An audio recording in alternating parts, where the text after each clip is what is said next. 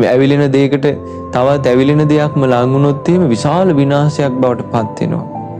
හැබැයි ඇවිලෙන දෙයට නිවෙන දෙයක් ලඟ වුණොත් එහෙම මහා ගිනි ජාලාවක් ඇවිලෙනවා. එතෙන්ට අපි කියමුකෝ වහා ඇවිලෙන තෙල් ටිකක් මිශ්‍ර වෙනවා.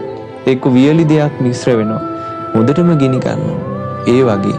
නමුත් ඒ ඇවිලෙන ගින්නකට අපි කියමු ජල ධාරාවක් ඉහිනවා. ඒක නිවෙනවා.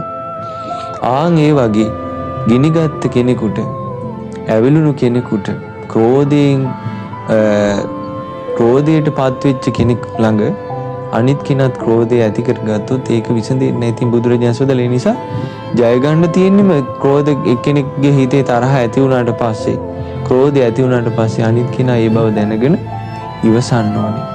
ඉතින් බුදුරජාණන් වහන්සේ අක්ඛෝදේන ජිනේ කෝදා අසාදුන් සාදුනා ජිනේ අයහපත ජය ගන්න තියෙන යහපතින්මයි.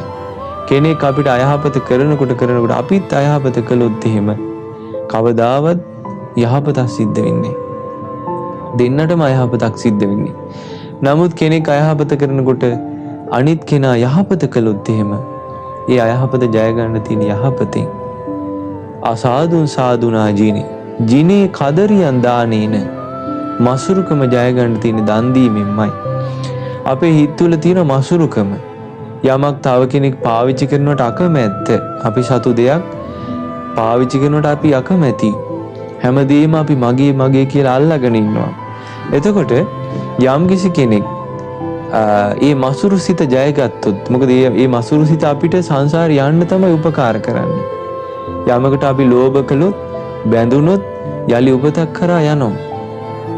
යලි දුකක් කරා අපි යනවා. නමුත් ඒවා කෙරෙහි තියෙන ඇල්ම දුරු කරන්න අතහරින්න තමයි අපිට පහසු සැනසීම ලැබෙන්නේ.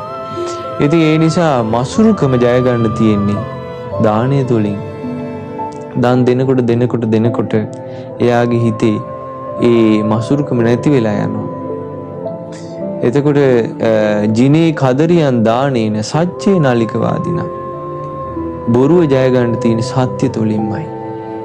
බොරුව ජය ගන්න තියෙන්නේ සත්‍ය තුලින්. ලෝකේම බොරුව කරනකොට අපිට බොරු කරනකොට අපිට ජය ලබා ගන්න තියෙන අපිත් බොරු කිරීමෙන් නෙමෙයි සත්‍ය තුලින්මයි.